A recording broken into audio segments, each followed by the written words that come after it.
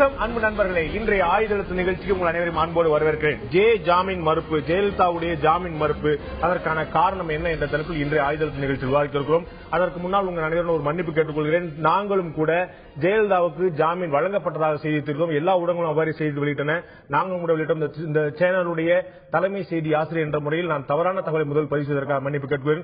பிறகு தகவல்கள் மாறின. தமிழக முதலமைச்சராக இருந்த அதிமுக பொதுச்செயலாளருக்கு ஜாமீன் மறுக்கப்பட்டதாக அதிகாரப்பூர்வமான தகவல் வெளியானது.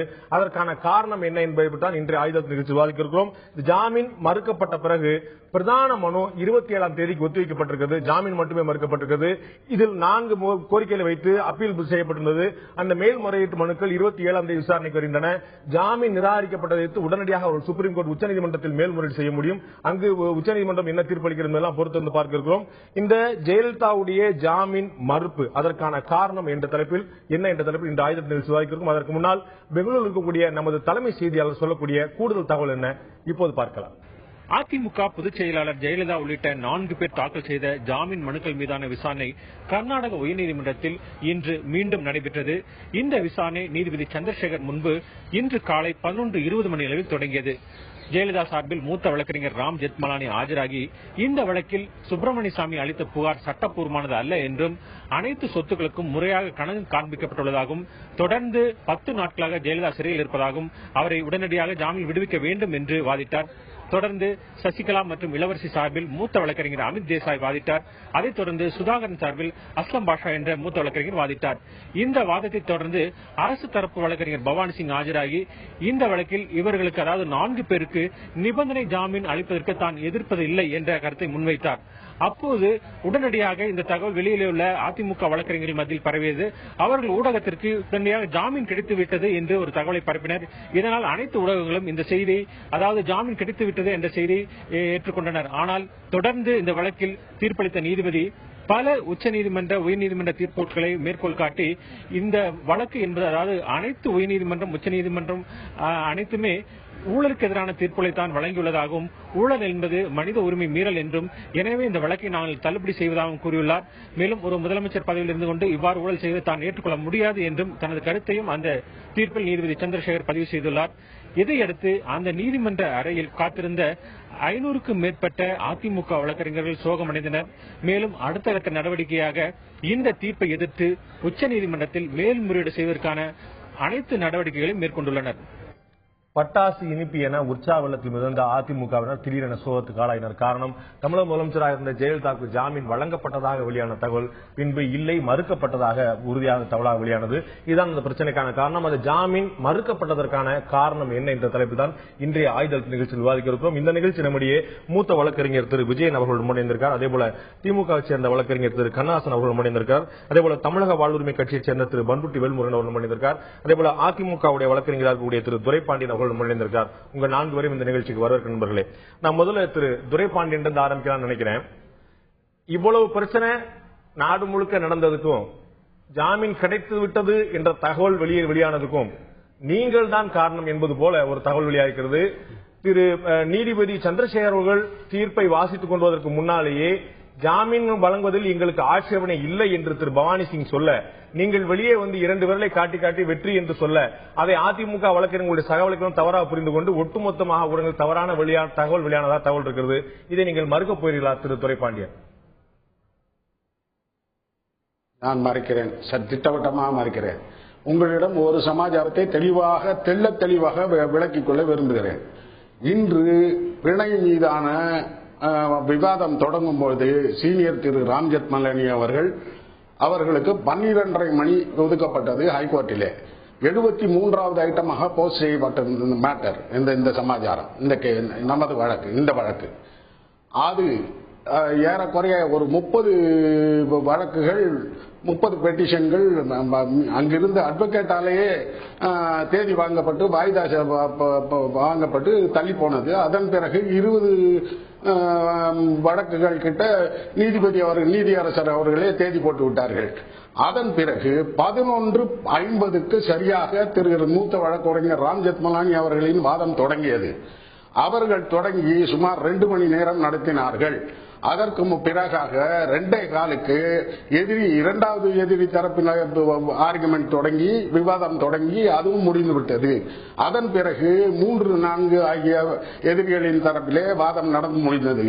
இதற்கு பிறகு சிறப்பு அரசு குற்றத்துறை வழக்கறிஞர்களிடம் கேட்டபோது அவர் எனக்கு ஜாமீனில் விடுவதில் ஆட்சேபனை இல்லை என்ற வாக்கியத்தை பயன்படுத்தினார். அங்கே இருந்த பிரஸ் ரிப்போர்ட்டர்கள் அத்தனை பேருக்கும் தெரியும்.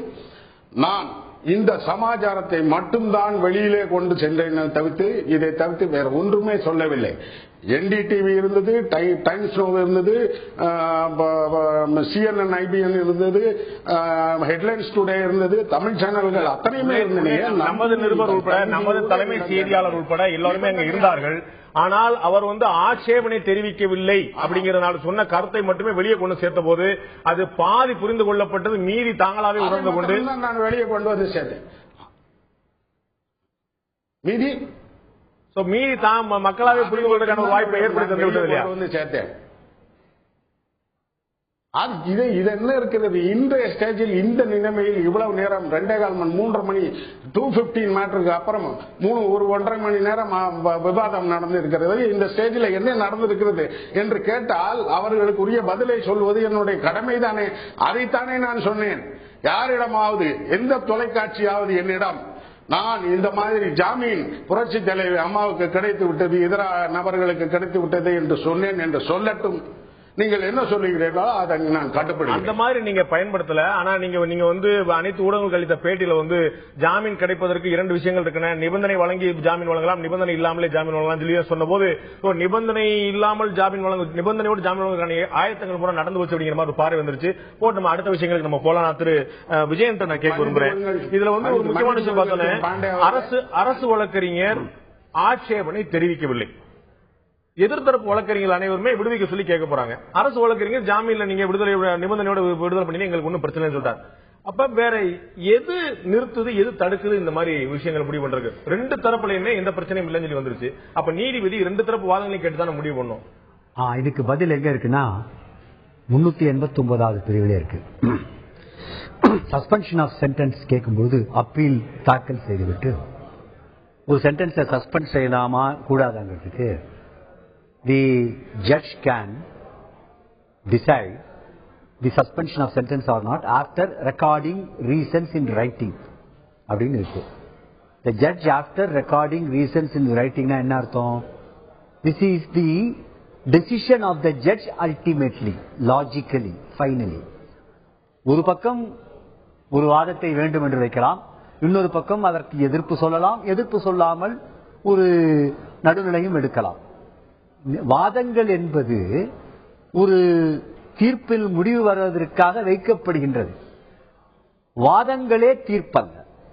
தீர்ப்பு என்பது வாதங்களை கேட்டு ஒவ்வொரு வழக்கிலும் அதனுடைய இறுதி லாஜிக்கல் எண்ட், அதனுடைய இறுதி முடிவு என்ன, சட்டத்தின் பால் எப்படி ஒரு வழக்கை நாம் அனுமானிக்க வேண்டும் என்கின்ற ஒரு முடிவை எடுப்பது முழுக்க முழுக்க நீதிபதியினுடைய பொறுப்பு.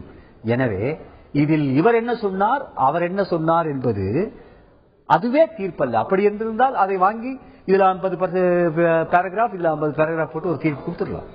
தீர்ப்பு என்பது 2 பேர் வாதத்தை கேட்டுவிட்டு உண்மையில் மெய்ப்பொருள் என்ன, இது எங்கு கொண்டு போய் சட்டத்தினுடைய பரிமாற்றங்களில் நிறுத்தும், what is the logical end of this argument அப்படிங்கிறது தான் தீர்ப்பு.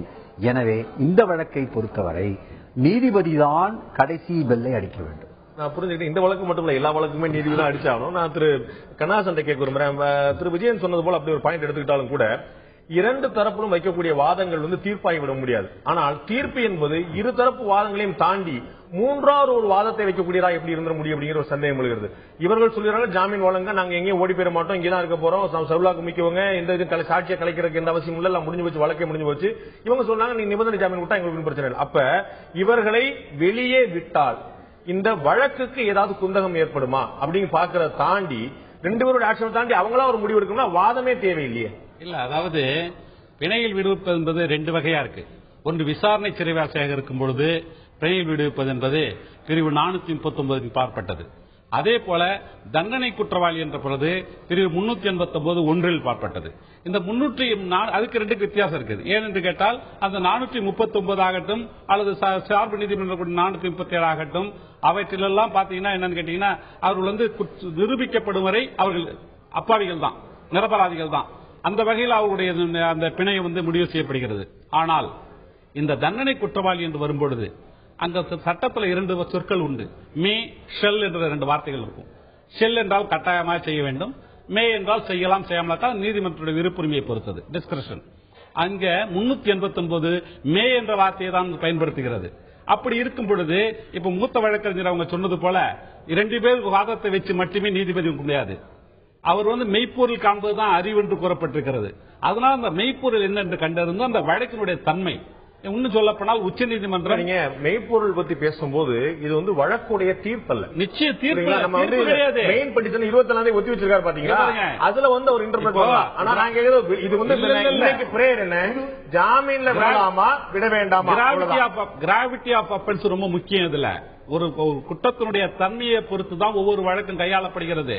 சாதாரண அடிதடி வழக்கல்ல இது. இன்னும் சொல்லப்போனால் உச்சநீதிமன்றம் பல்வேறு வழக்குகளில் ஊழல் என்பது கடுமையாக தண்டிக்கப்படக்கூடிய ஒன்று என்று சொல்லப்பட்ட பிறகுதான் 2013 அந்த தீர்ப்பு வழங்கப்பட்டிருக்கிறது.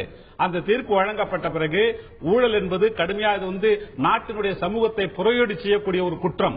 இந்த குற்றத்துக்கு கடுமையான தண்டனை வழங்க வேண்டும் என்று சொல்லியிருக்கிறது. அது மட்டுமல்ல, ஒரு பதவியின் உச்சத்தில் இருப்பவர், ஒரு நாட்டினுடைய தலைவராக இருப்பவரே இந்த குற்றத்தை செய்வார் என்றால் இன்னும் தண்டனை கடுமையாக இருக்கின்ற உச்சநீதிமன்றம் வழிகாட்டி இருக்கிறது. அந்த அடிப்படையில் தான் கீழ்நிலை நீதிமன்றம் செயல்பட முடியும். உடனே பெயில் பெட்டிஷன் கொடுத்தோம், பெயில் கொடுக்கணும் எல்லாத்துலயும் எதுவும் கிடையாது. அந்த வழக்கின் தன்மையை பொறுத்து தான் அங்க அந்த பிணையங்கள் வழங்கப்படும். அதே போலதான் கிட்டத்தட்ட மணிக்கணக்கில் வாதம் செஞ்சிருக்கிறாங்க. நீங்க கேட்டீங்க இந்த மாதிரி அரசு வழக்கறிஞரே வேணான்னு சொல்லிட்டாருன்னு, விடலான்னு சொல்லிட்டாருன்னு. அரசு வழக்கறிஞர் ஆரம்பத்திலிருந்தே பவானி சிங் அந்த வழக்குல குற்றவாளிகளோட சேர்ந்தே போனான்றதான் குற்றச்சாட்டு இருக்குது. மரியாதைக்குரிய ராமதாஸ் அவர்களோட அதான் சொல்லி இருக்கிறாங்க. ஆக இந்த வழக்குல பாத்தீங்கன்னா இன்னும் சொல்ல போனால் தீர்ப்புல குன்கா எழுதி தீர்ப்புல பாரா 26 பாத்தீங்கன்னா அவர் தெளிவா சொல்லியிருக்காரு. இந்த தீர்ப்பை பற்றி சொல்லும் பொழுது இந்த Bhavani special PP merely read out the chief examination தான் சொல்றாரு. வெறுமனே படிச்சு காட்டினாரு, வாதம்லாம் செய்யல. ஆனால் ஜெயலலிதா தரப்பு வழக்கறிஞர் திரு குமார் அவர் மூத்த வழக்கறிஞர் 80 மணி நேரம் வாதாடினார், அதையும் சொல்றாங்க. ஆக பவானி சிங் அங்க என்ன செஞ்சாரோ அதை தான் இங்க செஞ்சிருக்கிறாரு. ஆகவே அவர் சொன்னதை வைத்து அரைகுறையா இவங்க வெளியில அவங்க விடுதலை ஆயிட்டாங்கன்னு சொல்லிட்டு தமிழகத்தினுடைய அரசியலை ஒரு கேலி கூத்தாக ஆக்கிவிட்டார். அரசியலை இங்க கேலி கூத்தா எங்க எப்படி ஆக்கினார் அப்படிங்கிற கேள்வி உங்களுக்கு நான் திரும்ப வைக்க இருக்கிறேன். நான் திரு வேல்முருகன் கேட்க விரும்புறேன். எல்லாரும் இங்க இந்த அதிமுக தரப்புலயோ அவர்களுடைய தோழமை கட்சிகள் தரப்புலயோ இல்லாட்டி இதுக்கு பச்சாதாபம் ஏற்பட்டிருக்கக்கூடிய தரப்புலயோ விசாரிக்கும் போது என்ன சொல்றாங்க, இது ஒரு பழிவாங்கும் நடவடிக்கை, பழி வாங்கிட்டாங்க, எல்லாரும் சேர்ந்து பழி வாங்கிட்டாங்க. எல்லாரும் சேர்ந்து பழி வாங்கிட்டாங்கன்னா அந்த பழி வாங்கினது யார்? இப்ப அது எல்லாரும் சேர்ந்து பழி வாங்கிட்டாங்க அப்படின்றது இந்த நடக்கிற இந்த நடைமுறைகளை பார்க்கின்ற போது பாமர மக்கள், இப்ப மூத்த வழக்கறிஞர் போல அல்லது வழக்கறிஞர் போல சட்டம் படித்து சட்டத்தில் அனுபவம் உள்ளவர்கள் சட்டத்தின்பால் அவர்கள் அந்த கருத்தை சொல்லல. அவர்கள் யதார்த்தமாக ஒரு கீழ்மை நீதிமன்றம் ஒரு தண்டனை கொடுக்குது, அதை எடுத்து ஹைகோர்ட்டுக்கு போறாங்க. ஹைகோர்ட்டுக்கு போகும்போது அதுல முதல்ல ஒரு நாளைக்கு விசாரணைக்கு கொண்டு வரும்போது விசாரிக்க மறுக்கிறாங்க. மறுநாள் கொண்டு போய் அந்த ரிஜிஸ்ட்ரார் ஜெனரல் முறையிடுறாங்க. ரிஜிஸ்ட்ரார் ஜெனரல் உடனே அதனுடைய கர்நாடக தலைமை நீதிபதி கலந்து ஆலோசனை செய்து திரும்ப அந்த தேதி குறிக்கப்பட்டு விசாரணைக்கு வருது. இப்ப விசாரணைக்கு வருகின்ற போது திரும்ப அந்த நீதிபதி சொல்றாங்க நான் விசாரிக்க விரும்பல, 7ஆம் தேதி தான் விசாரிக்கணும்னு சொல்லிட்டு அவங்க எழுந்து போயிடுறாங்க. விசாரிக்க விரும்பலன்னு சொல்லல, அரசு தரப்பு வழக்கு எனக்கு அவகாசம் வேணும், நான் படிச்சு பார்க்கணும். இரண்டாவது சொல்லப்பட்டது இல்ல, முதல்ல சொல்லப்பட்டதுதான் அவங்க சொல்லிட்டு இறங்கி போயிடுறாங்க. சரி, அப்படியே இருந்தாலும் கூட இது இந்த பவானி சிங் அவரே சொல்றாங்க, பவானி சிங் அதிமுக கை கோர்த்துக்கிட்டாரு, ஏற்கனவே அப்படிதான் இருக்கிறாரு அப்படின்னு. அப்ப அந்த வழக்கு அப்படின்னு அவர் சொல்லல. இல்ல, ஜான் மைக்கேல் ஜி குன்ஹா இந்த வழக்கை விசாரித்த நீதிபதி சொல்றாரு. அவர் சொல்லிருக்காருன்னா அப்ப என்ன அர்த்தம், அந்த வழக்கு குறித்து தெளிவா அவருக்கும் தெரிஞ்சிருக்கு, பவானி சிங் தெரிஞ்சிருக்கு. பவானி சிங் அப்புறம் உடனே சொல்றேன் எனக்கு அப்படி உயர்நீதிமன்றத்துக்கு வழக்கறிஞராக எனக்கு நியமன கடிதம் வரலன்றாங்க. மறுநாள் கடிதம் வந்ததா சொல்லப்படுறாங்க. ஆனா அந்த வழக்கை முழுவாக தெளிவா தெரிந்தவர் அந்த நீதிமன்றத்தில் இருக்கிறாரு. ஆனா சரி, அப்படி தள்ளி போச்சு, ஏத்துக்கிட்டாங்க. திரும்பவும் விசாரணை இன்னைக்கு வருது. இன்னைக்கு வரும்போது இந்த அவங்களுக்கு நீதி மறுக்கப்படுகிறது அல்லது பெயில் டிஸ்மிஸ் செய்யப்படுகிறது. அப்ப இதெல்லாம் பார்க்கிற சாதாரண மக்கள், அடித்தளத்தில் இருக்கிற மக்கள், சட்டம் தெரியாத மக்கள், கோர்ட்டினுடைய நடவடிக்கைகளை உள்வாங்கிக் கொள்ளாத பாமர மக்கள் இயல்பாக நம்முடைய முதலமைச்சர் ஏதோ தண்டிக்கிறாங்களோ, இதுல ஒரு அரசியல் சூழ்ச்சி இருக்குமோ, ஐயோ அன்னைக்கு என்ன நீதிபதி விசாரிக்க மாட்டேன்றாரு, இன்னைக்கு என்ன விசாரணைக்கு வந்தா பெயில் டிஸ்மிஸ் ஆகுது, அவங்களுக்கு எல்லாம் சட்ட நடைமுறை தெரியலங்கிறனால அப்படி நினைக்கிறாங்க. நீங்க ஒத்துக்கிறீங்க இல்லையா? இல்ல, அதாவது நான் என்ன சொல்ல வரேனாக்கா அந்த மக்கள் இயல்பா நினைக்கக்கூடியதுதான், அதுல ஒன்னும் தவறு தவறே இல்லையே. இல்ல தவறு கிடையாது. நம்ம வந்து பழி வாங்குறாங்க அப்படின்னு சொல்லும் போது யார் பழி வாங்குறான்னு சொல்லணும்ல. இன்னார் நீங்க வந்து ஒரு குற்றம் சாட்டுறீங்க, பழி வாங்கிட்டாரா, யார் பழி வாங்குறாங்க, யார் பழி வாங்குறாங்க ஜுடிஷியல் சொல்ல முடியாது. ஒரு நீதி அரசு தான் பழி வாங்கினாரு, அவர் சுயநலத்திற்காக இது பண்ணிட்டாரு, இல்ல அரசியல் தலையிட்டு இருக்காரு, ஒரு தீர்ப்பு வாங்கிட்டாரு சொல்ல முடியாது. அது கண்டெம்ட் ஆஃப் கோர்ட்டா வரும். அப்புறம் எப்படி சொல்ல முடியாது? சொல்ல முடியாது எல்லாத்தையும் சொல்லிவிட்டீங்க. இல்ல இல்ல, அதனால அவங்க சொல்றாங்க பாமர மக்கள் அவங்களுடைய எண்ணங்கள் பிரதிபலிக்கிறாங்க. இப்படி எல்லா நீதிமன்ற தீர்ப்புக்கும் ஒரு உள்நோக்கம் கற்பிச்சு நம்ம வந்து அதனால பழி வாங்கிட்டாங்க. நீதிமன்றத்துடைய தீர்ப்பு நாங்க உள்நோக்கம் கற்பிக்கல. நீங்க வந்து அதாவது இங்க இருக்கிற நீங்க சொன்னீங்க மக்கள் இப்படி பழி வாங்கிட்டாங்க யாரு இது அப்படின்னு கேட்கின்ற போது நாங்க அந்த மக்கள் அவனுக்கு என்ன தெரியுங்க, கிராமத்துல இருக்கிற மக்கள். இன்னைக்கு பாருங்க, இன்னைக்கு நீங்க ஒண்ணு இல்ல, கிராமத்துல இருக்கிற மக்கள்கிட்ட கேட்கல, தமிழக வாழ்வுரிமை கட்சியோட நிறுவனர் நீங்க யார் நினைக்கிறாங்க அப்படி பழி வாங்கிட்டாங்கன்னு சொல்றீங்களா? அது யார் நினைக்கிறாங்க? இன்னைக்கு கூட நீங்க பாருங்க எல்லா தொலைக்காட்சியில நீங்க நினைக்கல அப்படி இல்ல பழி வாங்க நடக்கு நீங்க நினைக்கல. இல்ல நான் சொல்றேன், இதுல வந்து அரசியல் குறுக்கீடு இருக்கு, அரசியல் தலையீடு இருக்கு, வழக்கு நடந்தது, நீதிபதி வழக்கு பதிவு செய்வது இல்ல. நான் சொல்றது நல்ல தெளிவா புரிஞ்சுங்க. நீதிபதி வழங்கிய தீர்ப்பில் நான் உள்நோக்கம் கற்பிக்க விரும்பவில்லை. ஆனால் இதை சந்தர்ப்பமாக பயன்படுத்திக் கொண்டு இதில் ஒரு அரசியல் பழிவாங்கும் உணர்ச்சி அல்லது அரசியல் மூலமாக இன்னைக்கு நாங்க தெளிவா சொல்லிருக்காங்களே, இன்னைக்கு இந்த ஜெயலலிதாவோட இடத்தை நாங்க தான் நிரப்ப முடியும் நீங்க பாரதிய டிக்ளேர் பண்ணுது, அது கிளைம் பண்றாங்களா? நீங்க பேசுறது வேற விஷயம். நம்ம வந்து நீங்க பாரதிய ஜனதாக்கு ஒரு கிரெடிட் கொடுத்து ஒரு சிறிய இடைவெளி எடுக்க வேண்டியிருக்குது. முக்கியமான விஷயம், இன்று வந்து நீதிபதி தீர்ப்பு வழங்கும்போது சொன்னார், ஊழல் வழக்குகள்ல உடனடியாக ஜாமீன் வழங்க முடியாது அப்படின்னு சொன்னார். உடனே வந்து நீங்க கேட்டனே கொடுக்க முடியாதுன்னு சொல்லிட்டு அப்போ ஒரு சந்தேகம் இயல்பாக வருகிறது. அப்ப ஊழல் வழக்குகள்ல தாமதமாக ஜாமீன் வழங்கலாமா? ஜாமீன் வழங்கக்கூடியவர்கள் எப்போதுமே வழங்க முடியும். வெளியே நடமாடினால் தவறு என்று நினைத்தால் எப்போதுமே விடக்கூடாது. இன்று விட மாட்டேன் நாளை விடலாம் என்று எப்படி சொல்ல முடியும்? 5 ஆண்டுகள் தண்டனை பெற்ற திரு லாலு பிரசாத் யாதவ் இன்று வெளியே நடமாடிக் கொண்டிருக்கிறார். அப்போது ஊழல் செய்வதர்கள் வெளியே விட முடியாது. எந்த அளவுகோலை நீதிமன்றம் வைத்திருக்கிறது? நாடு முழுவதும் ஜெயலலிதாவுடைய ஜாமீன் மனு நிராகரிக்கப்பட்ட பிறகு ஒரு மிகப்பெரிய அதிர்ச்சி அலை தமிழ்நாட்டில் ஏற்பட்டிருந்தது. அதற்கான காரணம் முதலில் வந்து ஜாமீன் வழங்கப்பட்டதாகவும் பின்பு ஜாமீன் மறுக்கப்பட்ட வந்த தகவல், முரண்பட்ட தகவலால் அதிமுக தொண்டர்கள் மிகப்பெரிய அதிர்ச்சிக்குள்ளாகினார்கள். நான் வந்து அதிமுக வழக்கறிஞராக இருக்கக்கூடிய திரு துரைப்பாண்டியன் கேட்க விரும்புறேன். இதுல இந்த மாதிரி ஜாமீன் பெட்டிஷன்ல அப்பீல் கேட்கும் போது குற்றம் நிரூபிக்கப்பட்டு ஒரு நீதிமன்றத்தால் தண்டனைக்கு உள்ளானவர்களுடைய பெட்டிஷன் வந்து பெரும்பாலான வழக்குகள்ல முதல் அப்பீலேயே வந்து உடனே ஜாமீன் வழங்கப்பட்டதா நம்ம வரலாறு பார்க்கிறோம். நிறைய விஷயங்கள் நம்ம பார்க்கிறோம். பல இடங்கள்ல தாண்டி உச்சநீதிமன்றம் வரை சென்று உச்சநீதிமன்றத்திலோ அல்லது இரண்டாவது முறையாக வரும்போது உயர்நீதிமன்றத்திலோ கிடைக்கிறதா பார்க்கிறோம். இப்ப உங்களுக்கு உடனடியாக கிடைச்சுன்னு எந்த விதத்தில் நீங்க எதிர்பார்க்கிறீங்க? இது ஏற்கனவே எதிர்பார்க்கப்பட்ட ஒரு விஷயமா தான் இருக்கணும். நீங்க ஜாமீன் மறுக்கப்படும் அப்படிங்கிறது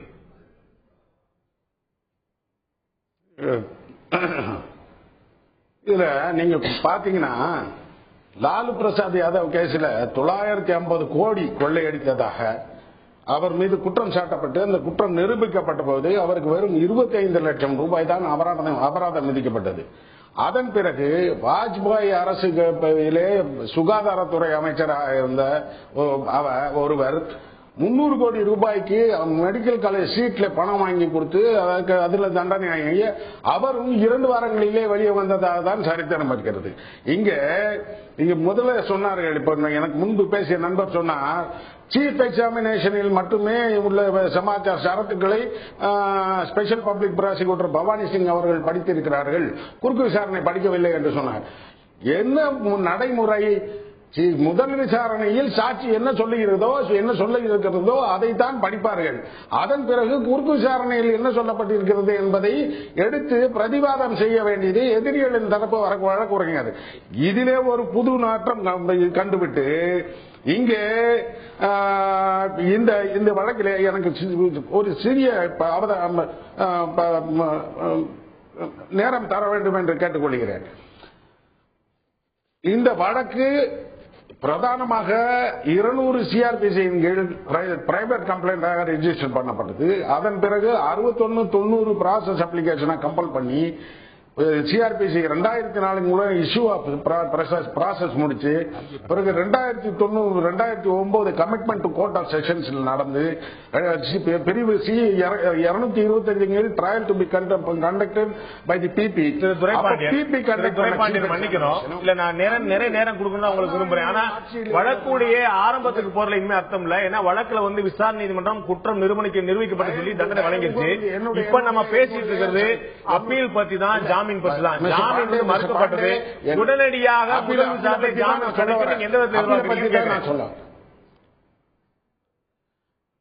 நான் முதலாக 3 வகை ஜாமீன் 3 வகைப்படும். ஒன்று இனிஷியல் ஸ்டேஜில் முதல் தகவல் அறிக்கை தாக்கல் செய்யப்பட்டவுடன் பிரைமா ஃபேசி கேஸ் இருக்கிறது என்று சொல்லப்படும் போது அந்த லிஸ்ட்ல இருக்கின்ற அக்யூஸ் ஒரு ஆன்டிசிபேட்டரி பெயிலோ இல்லைன்னா பெயிலோ மூவ் பண்ணும்போது அரசு தரப்பு வழக்குரைஞர் இவர் சாட்சியை கலைக்கக்கூடும், இரண்டாவது இவர் தலைமறைவாக கூடும் என்றெல்லாம் சொல்லி பெயிலை அப்செக்ட் செய்கின்ற வழக்கம் உண்டு. அதுக்கு அடுத்தபடியாக இங்க இந்த பிரசன்ட் கேஸில் 235 ஜட்மெண்ட் சொல்லப்பட்டிருக்கிறது. 131 சப்செக்ஷன் இங்கில வருமானத்திற்கு அதிகமான சொத்து சேர்த்ததாகவும், பிறகு 120B ஐபிசியின் சதி திட்டம் குற்ற சதி திட்டம் தீட்டியதாகவும் 4 ஆண்டுகளும் 100 கோடி ரூபாய் பணமும் ஃபைன் இம்போஸ் செய்யப்பட்டுள்ளது.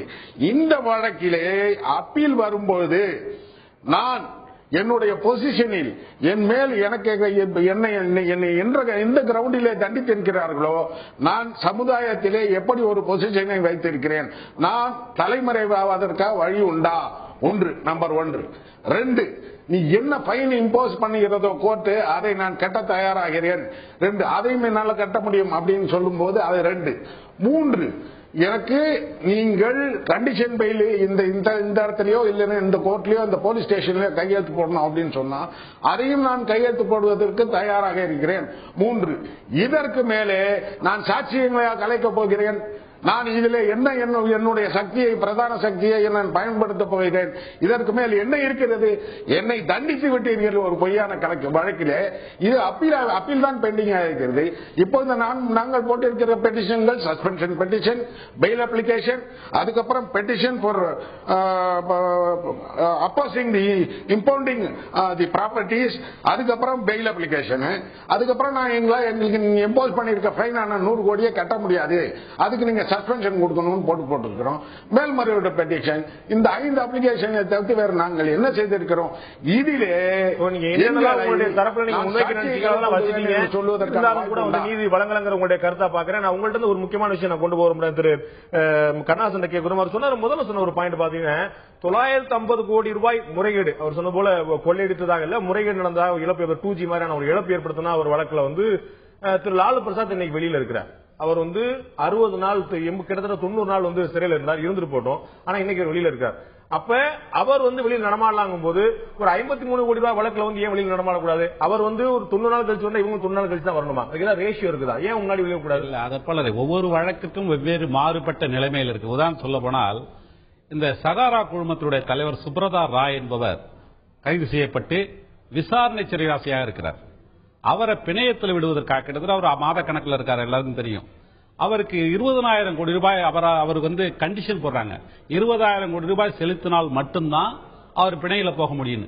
10,000 கோடி ரூபாய் செலுத்திட்டாரு, இன்னும் 10,000 கோடி ரூபாய் செலுத்த முடியல, என்னை வெளியில அனுப்புங்க, நான் அதற்கான ஏற்பாடுகளை செய்யறேன்றாரு. ஆனால் உச்சநீதிமன்றம் அனுமதிக்கவே இல்லை. நீ சிகார் சிறையில் உட்கார்ந்து அந்த வியாபாரத்தை பேச்சுவார்த்தை நடத்தி அந்த பணத்தை கட்டுன்னு சொன்னாங்க. இன்னும் முடிக்க முடியல, இன்னும் சிறையில் தான் இருக்கிறார். எனவே நீதிமன்றங்கள் இன்னும் இவர் தண்டனை சிறைவாசியில் நீங்க மனசுல வச்சுக்கணும். சுப்ரதாவை தண்டனை சிறைவாசி கிடையாது, விசாரணை சிறைவாசி தான். விசாரணை சிறைவாசிக்கு அந்த நிலைமை. எனவே லல்லு பிரசாத் வழக்கிற்கும் இதற்கும் முடிச்சு போட்டு பார்க்க கூடாது. ஒவ்வொரு வழக்குக்கும் தனித்தனி சிறப்பு நிலைகள் இருக்கின்றன.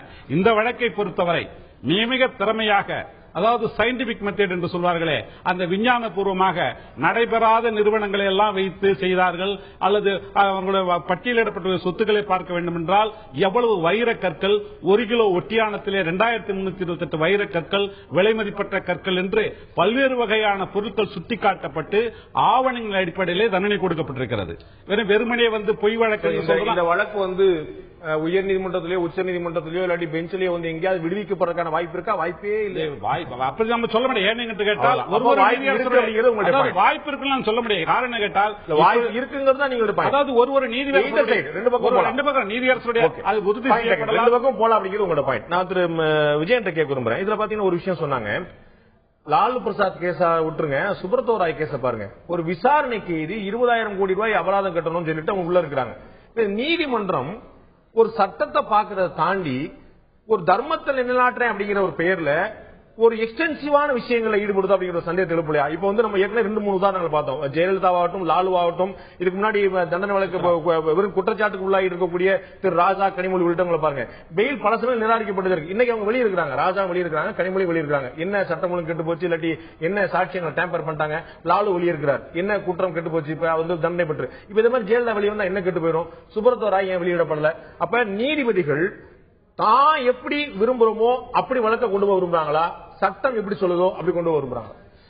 இதுக்கு ஒரு விளக்கம் சொல்றதுக்கு முன்னாடி, நீதிமன்ற தீர்ப்புகள் என்பது ஒரு கணித சமன்பாடு இல்லை. கன்னியாகுமரியில பெருக்கினாலும் 4x2 8, மெட்ராஸ்ல பெருக்கினாலும் 4x2ங்கிற மாதிரி நீதிமன்றத்தினுடைய அளவுகோல்கள் ஒரு கணித சமன்பாடு அல்ல. இந்த கணித சமன்பாடு எத்தனை முறை போட்டாலும் எப்படி போட்டாலும் ஒன்னா தான் வரணும் அல்லன்னு சொல்றேன். அல்ல, கணித சமன்பாடு அல்லன்ற நீதிமன்ற தீர்ப்புகள். காரணம், ஒரு நீதிமன்றத்தில் இந்தெந்த காரணங்களால் இந்தெந்த சூழலில் இந்தெந்த மாதிரியான முடிவு. நம்பர் 1. 2, இந்த சமூகம் வந்ததிலிருந்து பல மாற்றங்களை அடைந்து கொண்டிருக்கிறது. நீதிபதிகள் யார்ல டிசைட் பண்ணல. Law is interpreted often according to the need of the society. சமூகத்தினுடைய தேவைக்கு ஏற்ப, சூழலுக்கு ஏற்ப பண்ணிருக்கு. இது புதுசா இன்னைக்கு நான் சொல்லல, இது அப்படித்தான். லா சமூகத்தின் தேவைக்கு ஏற்ப மாற்றப்படுகிறதுனா புரிந்து கொள்ள முடியும். தேவை சமூகத்தின் தேவைக்கு ஏற்ப இன்டர்பிரேஷன் பண்ணப்படுது. மாற்றப்படுதுங்கிறது இன்டர்பிரேஷன் தான் நான் சொல்ல வரேன். இன்டர்பிரேஷன் சொல்ல வர்றதுதான் இன்டர்பிரேஷன் ஆஃப் ஸ்டாட்யூட்ஸ் அப்படிங்கிற போது ஒவ்வொரு சட்டம் interpretation one of the first rule என்ன அப்படின்னாக்கா, நாம பர்பசிவ் இன்டர்பிரேஷன். ஒரு சட்டம் எதற்காக ஏற்றப்பட்டிருக்கிறதோ அதனுடைய நோக்கத்தை இது சென்று அடைய வேண்டும். இதை Lord Atkin you cannot interpret a law to make to sail a rocks charter அப்படின்னு ஒரு கான்செப்ட் சொல்லிருக்காரு. இங்கிலாந்துல இப்ப இல்ல, 1800களிலேயே. அப்போ ஒரு சட்டம் இப்ப லஞ்ச ஒழிப்பு சட்டம் வச்சுக்கோங்க, பிரிவென்ஷன் ஆஃப் கரப்ஷன் தான் அதனுடைய நோக்கம்னா, அதுல வருகின்ற எல்லா இன்டர்பிரிட்டேஷனும் எதை நோக்கி குவிந்திருக்க வேண்டும் என்றால், பிரிவென்ஷன் ஆஃப் கரப்ஷனை எப்படியெல்லாம் செய்ய முடியுமோ அதை நோக்கி குவிந்திருந்தால்தான் அந்த சட்டத்தினுடைய நோக்கத்தை கடைசியில் சென்று அடைய முடியும். எனவே அது அரசியலமைப்பு சட்டமாகட்டும், அல்லது சாதாரண கிரிமினல் சட்டமாகட்டும், அல்லது வேற எந்த சட்டமாகட்டும், ஒரு சட்டத்தை ஒரு கணக்கு புத்தகத்தை உள்ள சூத்திரங்களை வாசிப்பது போல வாசிக்க முடியாது. அது அடிப்படை. அதற்காக சூத்திரங்களே இல்லாமல் ஒரு தீர்ப்பை எழுத முடியாது. இப்ப ஒரு கணித சமன்பாடு போல எல்லா இடத்துலயும் 4x4 அப்படின்னு சொல்லி முடிவு பண்ண முடியாது சொன்னோம்னா, இதுல ஒவ்வொரு தனி நீதிபதி தண்டனைக்குள்ளாக்குறார், உயர் நீதிமன்ற நீதிபதி விடுவிக்கலாம், உச்ச நீதிமன்ற நீதிபதி திரும்பவும் தண்டனை கொடுக்கலாம். ஒவ்வொரு வழக்கிலையும் நம்ம ஏற்கனவே பல விஷயங்களை பார்த்துக்கிறோம், வேறு வேறு சம்பவங்கள்ல, வேறு வேறு சந்தர்ப்பங்கள்ல. அப்ப இதுல வழக்குல உண்மையான நியாயம் எங்கே வழங்கப்பட்டதுங்கிற எல்லாரும் இப்படி கேள்வி வரும். இப்ப அதிமுக தொண்டர்களோ, கூட்டணி கட்சியினரோ, பொதுமக்கள் பார்வை எப்படி இருக்குன்னு, இந்த வழக்குல தண்டனை பெற்றிருக்காங்க அப்படின்னா, இன்னைக்கு தண்டனை பெற்றிருக்காங்க அப்படின்னா, இந்த தண்டனை உறுதியானது அல்ல அப்படிங்கிற சந்தேகம் எல்லாருக்குமே இருக்குது. ஒரு முறை ஒரு வழக்கில் தண்டனை பெற்றால் அவர்கள் அந்த வழக்கில் எந்த மேல்முறையீட்டிலும் விடுதலை பெற முடியாது அப்படின்னு ஒரு பினாமினா இருந்துச்சுன்னா, இவர்கள் புரிஞ்சுக்குவோம், அவ்வளவுதான் தண்டனை பெற்றிருக்காங்க, அப்ப நியாயமா தான் இருக்கும் பொழுது. ஆனா மேல்முறையீடு செய்தால் விடுவிக்கப்பட்டிருக்கிறார்கள். இதற்கு முன்னால் இதே எம்ஆர் விடுவிக்கப்பட்டிருக்கிறார் 13 வழக்குகள்.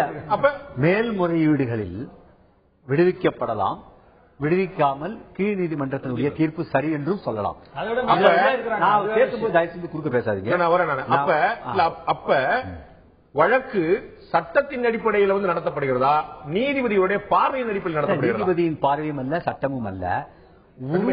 நான் சொல்லிடுறேன், ஒரு வழக்கிலும் 2 குறைந்தபட்ச மேல்முறையீடுகள் இருக்குது. ஒரு அப்பீல், ஒரு ரிவிஷன்.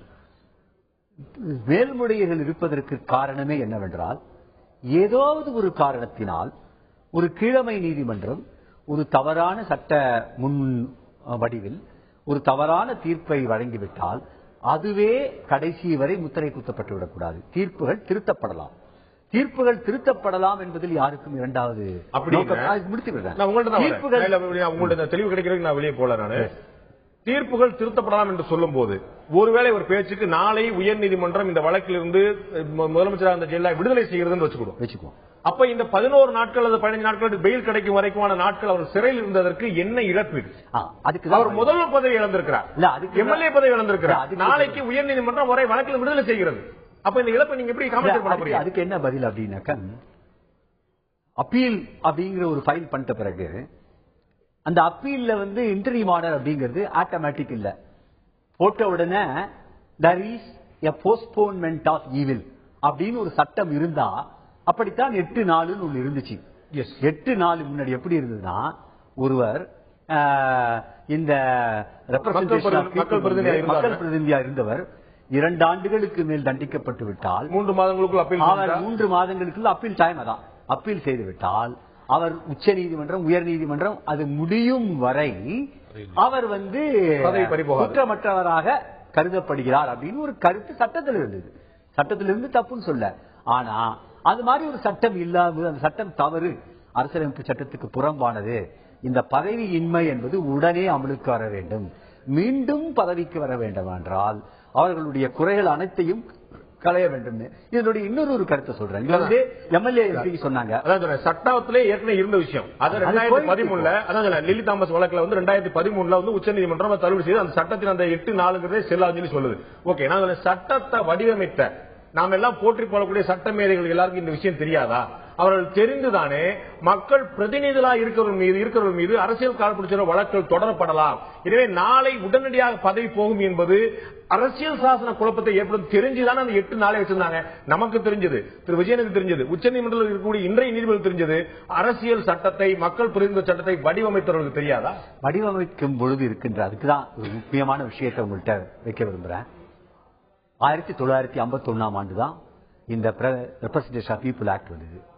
இந்தியாவினுடைய அரசியலை நாம் விருப்பு வெறுப்பின்றி தொடர்ச்சியாக ஆரோக்கியம் என்றால் 1950 64 வரை உள்ள அரசியல் குணங்கள், 64 78 எமர்ஜென்சி வரை இருந்த அரசியல் குணங்கள், 78 91 வரை இருந்த அரசியல் குணங்கள், 96 2014 வரை இருந்த அரசியல் குணங்கள். அது தனிப்பட்ட கட்சியை நான் சொல்லவில்லை, எல்லா கட்சிகளிலும் இந்த 5 காலகட்டங்களில் அரசியலுடைய தன்மை, அரசியல்வாதிகளுடைய கௌரவம், புனிதத்தன்மை, பல விஷயங்கள் தரம் தாழ்ந்து போய்விட்டது. ஒரு சட்டம் நல்லவர்களாக இருக்கும் பொழுது சட்டம் இல்லாவிட்டில் கூட நல்லவர்களுக்கு சட்டம் தேவையில்லை, அவர்களே பேணுகின்ற தர்மமும் அறம் பேணுதலுமே போதும். ஆனால் தர்மம் தன்னுடைய நெறிகளை இழந்து கொண்டு வரும் பொழுது ஏதோ ஒரு காலத்தில் இழப்பப்பட்ட சட்டம் ஒரு நம்பிக்கையை கொடுத்தது, அந்த நம்பிக்கைக்கு பாத்திரத்தில் ஒருவர் நடந்து கொள்ள என்றால் சட்டம் கண்டிப்பாக சட்டமும் திருத்தப்பட வேண்டும். ஒருவேளை கான்ஸ்டிடியூஷனை 100 தடவை அமெண்ட் பண்ணிருக்காங்க. நீதிமன்றத்துக்கு புதிய சட்டத்தை உருவாக்கும் அதிகாரம் இல்லை என்பதனால் இருக்கிற சட்டத்தை காலி செய்து நீதிமன்றம் தன்னுடைய ஆளுமை பதிவு செய்துகிறதா? இல்ல, அப்படி சொல்ல முடியாது. காரணம் என்னவென்றால் நீதிமன்றம் தானாகவே ஒரு தனி சட்டத்தை உருவாக்குவதில்லை. முடியாது என்றால் சட்டமன்றம், நாடாளுமன்றம் அவங்கதான் ஏற்ற முடியும். ஒன்னு சொல்லிடுறேன், நீதிமன்றத்தினுடைய வேலை என்னன்னா, ஒரு ஃபுட்பால் கிரவுண்ட்ல இருக்கிற ரெஃப்ரி மாதிரி விசில் அடிக்கணும். ஃபவுல் பிளே இருந்துச்சுன்னா ஒரு விசில் அடிக்கணும். ஃபவுல் பிளே இருந்துன்னா விசில் அடிக்கிற பொழுது சில நேரங்களில் இப்போ பேசிக் ஸ்ட்ரக்சர் டாக்டரின் அப்படின்னு ஒரு கான்செப்டே ஒன்று வந்தது. அதுல எதனால அந்த கான்செப்ட் வந்தது அப்படின்னாக்க, நம்மளுடைய அரசியலமைப்பு சட்டத்தை திருத்தலாமா திருத்தக்கூடாதா மற்ற சட்டங்கள் போல. முதல்ல சொன்னாங்க அரசியலமைப்பு சட்டம் தனி, அதனால நீங்க மற்ற சட்டத்துக்கு இருக்கிற ரெஸ்ட்ரிக்ஷன் அது கிடையாது, திருத்தலாம் அப்படின்னு சொன்னாங்க. கோலக்நாத் கேஸ்ல திருத்த முடியாது, அது மாதிரிலாம் திருத்த முடியாது, ஃபண்டமெண்டல் ரைட் எடுத்து அரசியலமைப்பு சட்டமும் கான்ஸ்டிடியூஷனுக்கு உட்பட்டதுன்னாங்க. கோலக்நாத்துக்கு அப்புறம் கேசவானந்த பாரதி கேஸ் வந்தது. அங்க வந்த பொழுது அவங்களுக்கு ஒரு சின்ன ஒரு இடர் இருந்தது. ஒரு சட்டம் இயற்றும் அதிகாரம்ங்கிறத நம்ம தனியா வச்சிருவோம், ஆனா அதிகாரத்தை கொடுத்துருவோம்.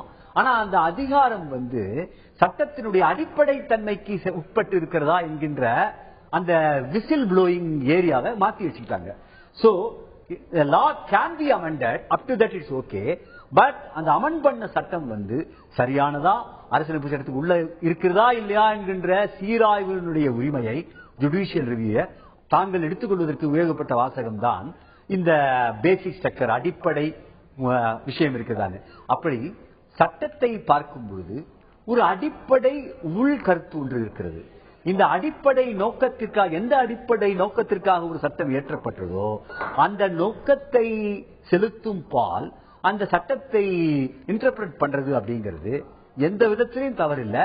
அப்படித்தான் சட்டத்தை நாம் பார்க்க வேண்டும். சட்டம் அப்படித்தான் பார்க்கணும். அதற்காகத்தான் சட்டம் வடிவமைக்கப்பட்டிருக்கு. அந்த அதிகாரம் உச்சநீதிமன்றத்துக்கு இருக்கு அப்படிங்கிற உங்களுடைய பார்வையா இருக்க ஒரு முக்கியமான கேள்வி, நம்ம ஏற்கனவே சொன்னது போல இது போல இருக்கக்கூடிய இழப்பீடுகளை எப்படி ஈடு செய்ய முடியும்? ஒருவருடைய முதலமைச்சர் பதவி இழந்திருக்கிறது, ஒருவருடைய எம்எல்ஏ பதவி பறிவு இருக்கிறது. நாளை ஒருவேளை இவர்கள் நிரபராதி என்று இறுதி தீர்ப்பு வருமானால் அப்போது அவருக்கு ஏற்படக்கூடிய இழப்புக்கு என்ன பதில்? இதைத்தான் இன்னொரு கேள்வி இருந்திருக்கிறது. சட்டம் அனைவருக்கும் சமம் என்று சொல்கிறோம், அது எழுத்தில் மட்டும்தானா? நிஜத்தில் நடக்கும்போது நமக்கு சட்டம் ஒவ்வொருதும் தனி மாதிரி என்ற எதிர்பார்ப்பு நமக்குள்ளேயே இருக்கிறதா? ஜெயலலிதாவுடைய ஜாமீன் மறுக்கப்பட்டது, அதற்கான காரணம் என்ன என்ற தலைப்பில் இன்றைய ஆயுதெழுத்து நிகழ்ச்சியில் பார்த்துக் கொண்டிருக்கிறோம். நாம வழக்கறிஞர் திரு துரைப்பாண்டி என்ற கேட்க விரும்புறேன். நம்ம பார்த்திருக்கிறோம், இன்னைக்கு நீங்களும் வழக்கறிஞரா இருக்கீங்க, இங்க நிறைய மூத்த வழக்கறிஞர் வழக்கறிஞர் இருக்காங்க. தமிழ்நாடு முழுக்க, நாடு முழுக்க கிட்டத்தட்ட ஒரு 60% விசாரணை கைதிகள் சிறையில் இன்னும் இருப்பதை பார்க்கிறோம். அப்போ ஒரு வழக்கில் ஒரு தண்டனை பெற்ற பிறகு அவங்க சிறையில் இருப்பதுங்கிறது நீதிமன்ற நடைமுறைப்படி வழக்கமானது, நியாயமானதா தர்மமானதா இல்ல அப்படிங்கிற கேள்விக்குள்ள நீதிமன்ற நடைமுறைப்படி மிக மிக மிக வழக்கமான ஒரு விஷயமா இருக்குது. தண்டனை கைதிகள் இல்லாமல் விசாரணை கைதிகளே சிறையில் இருக்கும் போது ஒரு தண்டனை கைதி உடனடியாக வெளிவரும் சொல்லி நம்ம எந்த விதத்தில் எதிர்பார்க்க முடியும்? திரு துரைப்பாண்டியன், இதுல மத்திய அரசு தன் நிலைப்பாட்டை தெளிவாக சொல்லி இருக்கிறது. ஒரு குற்றச்சாட்டிற்கு 1 வருடம் வரை தண்டனை என்று இருந்தால் அந்த விசாரணை கைதி 6 மாதத்திற்கு மேலே அந்த சிறைச்சாலையிலே அவனுடைய வாழ்நாளை செலவிட்டிருந்தால் அவனை ஒரு கேள்வியும் இல்லாமல் வெளியே அனுப்ப வேண்டும் என்று சொன்னதன் பேரிலே ஏறக்குறைய 3.25 லட்சம் வழக்கறிஞர் வந்தது வெளியே 3.25 லட்சம் சிறைவாசிகள் வந்ததை நீங்கள் அறிவீர்கள். ஆகவே இதுதான் நடந்து கொண்டிருந்தது இத்தனை காலம். பெட்டி திருட்டுக்கு பெட்டி கேஸ் வீட்டை உடைத்து திருடினான் என்றால் 380 என்ற செக்ஷன் 380 அதிகபட்சம் 1 வருஷமோ 2 வருஷமோ போடுவான். அதுல விட்னஸே இல்லாம அந்த அக்யூஸ் அந்த சிறைவாசி 7-8 வருஷம் வரைக்கும் ஜெயில வச்சிருந்து அதுக்கு அனுப்புற கொடுமை தான் நடந்தது. இப்போ ஜஸ்டிஸ் இல்ல தவறா பதிவு பண்றாரு. அதாவது என்னன்னு கேட்டீங்கன்னா, மத்திய அரசு பாதிக்கு தங்களுடைய ஒரு மேக்சிமம் பனிஷ்மெண்ட்ல அதிகபட்ச தண்டனை காலத்தில் பாதி காலத்தை கழித்தவர்களை பிணையில விடுதலை பண்ணலாம் தான் சொல்லியிருக்கு. அது கூட இந்த நவம்பர் 1ஆம் தேதி தான் 3.25 லட்சம் பேர்ல யாரும் இன்னும் விடுதலை ஆகல. இத்தனை பேர் ஆவாங்கன்னு அவங்க சொல்றாங்களே தவிர அந்த மாதிரி இன்னும் ஆகல. ஏன்னு கேட்டால் விசாரணை சிறைவாசிகளே பல்லாண்டுகளாக இருக்கிறாங்க சிறையில. இன்னும் சொல்ல போனால் தண்டனை சிறைவாசிகள் தண்டனைப்பட்டு கூட இன்னும் அவர்கள் பிணையம் போடக்கூட முடியாமல் எத்தனை பேர் இருக்கிறாங்க உள்ள. 3ஆம் 4ஆம் சிறுவ தண்டனை காலத்தில் அது ஒரு பெரிய துயரமா நம்ம விசாரணை கைதிலே நம்ம 60% மேல சிறைவாசிகள் இருக்க நம்ம பாக்குறோம். நான் திரு வேல்முருகன் கேட்க விரும்புறேன். நீதிபதி இன்னைக்கு ஜாமீனை மறுக்கும் போது ஒரு விஷயம் சொல்றார். உச்சநீதிமன்றம் பலமுறை சுட்டிக்காட்டியிருக்கிறது, நானும் சுட்டிக்காட்ட விரும்புறேன். ஊழல் தான் அனைத்து குற்றங்களுக்கும் அடிப்படை, மனித உரிமை மீறலுக்கு நிகரான ஒரு விஷயம். இதனால் பொருளாதார குழப்பங்கள் மட்டுமல்ல ஒட்டுமொத்த நாடே செல்வதற்கான அடிப்படை முகாந்திரம் ஊழலில் தான் ஆரம்பிக்கிறது சொல்றார். அப்ப இது போன்ற வழக்கில் குற்றம் சாட்டப்பட்டவர்கள், ஒரு நீதிமன்றத்தால் குற்றம் நிரூபிக்கப்பட்டவர்கள் உடனடியாக ஜாமீன் வழங்கப்படும் எப்படி நம்ம எதிர்பார்க்க முடியும்? இல்ல, அதாவது இன்னைக்கு இந்தியாவில் நடைமுறையில் இருக்கிற ஒன்றதான் போய் கேட்டிருக்கிறாங்க, இல்லாத ஒன்று அவங்க கேட்கல. நீங்களே சொன்னீங்க, லல்லு பிரசாத் வழக்கு சொன்னீங்க, ஏற்கனவே முதலமைச்சராக இருந்த சிபுசேரன் வழக்குகள் இருக்குது, தேவிலாலுடைய மகன் வழக்குகள்லாம் இருக்குது.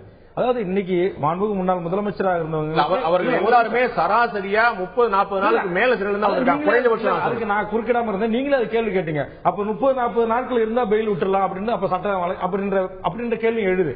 இவங்க கேட்பது கீழ் நீதிமன்றத்தில் வழக்குல இவங்க தண்டிக்கப்பட்டிருக்கிறாங்க, தண்டனை ஏற்றுக்கிட்டு அவங்க சிறைப்படுத்தப்பட்டு சிறையில் இருக்கிறாங்க. ஆனா முறையாக உயர்நீதிமன்றத்தில் வழக்கை கொண்டு விசாரணைக்கு வருகின்ற போது அவங்க பெயில் தான் கேட்கறாங்க. அதுக்கு எல்லாருமே உங்களுக்கு தெரியும், ஒரு வழக்குக்கு பெயில் கேட்கும்போது அந்த பெயில கன்சல்ட் பண்ற அந்த கன்சர்ன் நீதிபதி அவங்க தப்பித்து செல்லாதவரோ, இந்த வழக்குக்கு குந்தகம் ஏற்படுத்தாதவரோ, சாட்சியங்களை மிரட்டக்கூடாதவராக இருக்கிறாங்க. அப்படிங்கும் போது கன்சல்ட் பண்ணி அதெல்லாம் அநேகமா முடிஞ்சு போச்சு. இனிமேல் சாட்சியங்களை மிரட்ட ஒண்ணுமே கிடையாது. ஏன்னா இனிமேல் மேல்முறையீடுகள் மட்டும்தான். ஆனா இப்படிப்பட்ட ஒரு சூழல்ல ஒரு முதலமைச்சராக இருந்தவங்க, ஒரு தமிழ்நாட்டில் ஒரு மிகப்பெரிய அரசியல் கட்சியின் தலைவராக இருக்கக்கூடியவர்கள் அவங்க என்ன கேட்கறாங்க? நீங்க கோர்ட் என்ன விதிகளுக்கு உட்பட்டு நீங்கள் நீதி வழங்குங்கள், எங்களுக்கான பெயில் கொடுங்க, நாங்க அதை ஏத்துக்கிறோம் அப்படின்னு சொல்லி தான் அவங்க மனு கேட்கறாங்க. அதை கொடுத்திருக்கலாம் அப்படின்றத எங்களுடைய நீதிமன்றத்தோட பார்வை என்ன இருக்குன்னா, இந்த மாதிரி பொறுப்புல இருக்கிறவங்க எல்லாருக்கும் முன்னுதாரணமா இருக்கணும். அப்ப இது போன்ற குற்றச்சாட்டுக்கே ஆளாகாதவர்களா இருக்கணும். இல்ல அப்படிங்க நீங்கள் குற்றச்சாட்டு சுமத்தப்பட்டிருக்குது. அப்படி குற்றச்சாட்டு சுமத்தப்பட்டவர்கள் எல்லாமே இன்றைக்கு குற்றவாளிகளாக மேல் நீதிமன்றத்தால் நிரூபிக்கப்படல. இன்னைக்கு உதாரணத்துக்கு மாண்புமிகு முன்னாள் முதலமைச்சர் அவர்கள் மீது 13 வழக்குகள் போடப்பட்டது. இதே விஜிலன்ஸ் துறைகளால இல்ல பல துறைகளால போடப்பட்ட வழக்குகள்ல அவங்க குற்றமற்றவர்கள் என்று மேன்மை நீதிமன்றத்தால் விடுதலை செய்யப்பட்டிருக்கிறார்களா? அப்ப நீங்க கேட்ட அந்த கேள்விதான். இப்போ ஒரு முதலமைச்சரா இருந்தவங்க, ஒரு தமிழ்நாட்டுடைய முதலமைச்சரா இருந்தவங்க, ஒரு சட்டமன்ற உறுப்பினரா இருந்தவங்க, இன்றைக்கு இந்த கீழ்மை நீதிமன்றத்தின் தீர்ப்பால அதுக்கு தலைவணங்கி அந்த பதவிகளுக்கு இன்னைக்கு ஆட்டோமேட்டிக்கா காலி ஆயிடுச்சு. நீங்க அதை ஏற்றுக்கொண்டுதான் அவங்க இருக்கிறாங்க. இல்ல நான் பதவி விட முடியாது, ராஜினாமா பண்ண முடியாதுன்னு சொல்லல. அதுக்கு சட்டத்தில் இடம் இல்லை. ஆட்டோமேட்டிக்கா அவங்க பதவி காலி ஆகி போச்சு, சிறைப்படுத்தப்பட்டு உள்ள இருக்கிறாங்க.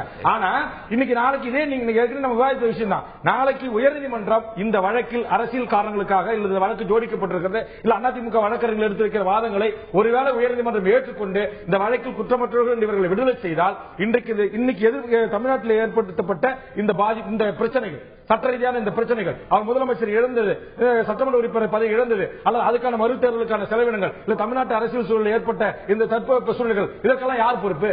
நல்ல கேள்வி கேட்டீங்க. எம்பியா இருந்த கனிமொழி சிறை சென்றாங்க. மத்திய அமைச்சரா இருந்த ராஜா பதவி விலகி சிறை சென்றார். அவர் இன்னும் குற்றச்சாட்டு நிரூபிக்கப்படல. ஒரு வழக்குல கூட ஓபி சைனி தலைமையிலான சிபிஐ சிறப்பு நீதிமன்றம் கூட தண்டிக்கப்படல. இன்னும் விசாரணை நடந்துகிட்டு இருக்கு. ஆனா அவர் சிறை சென்று வந்தார். கிட்டத்தட்ட 1.5 வருஷம் உள்ள இருந்து வந்துட்டார்.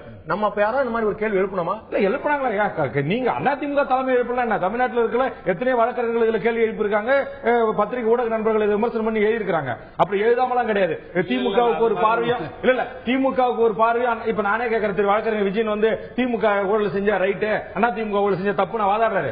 அவர்கள் யாராவது அதே மாதிரி இந்த சட்டத்தில் நான் என்ன சொல்ல வரேன், வழக்கில் விசாரணை கைதியில விசாரணை நிலையில் இருக்கிறவங்களே சிறை செல்லும் போது வழக்கில் ஒரு நீதிமன்றத்தால் தண்டிக்கப்பட்ட சிறையில் இருப்பதான இயல்பா இருக்க முடியும். அவங்க சிறையை உட்படுத்திக்கிட்டாங்க. சிறையில தானே இருக்கிறாங்க, 11 நாட்களாக இருக்கிறாங்க. சட்டத்தில் அவங்களுக்கான வாய்ப்பு வழங்கப்பட்டிருக்கா இல்லையா? நீங்க அதை சொல்லுங்க. அதை யாராவது மறுக்க முடியுமா?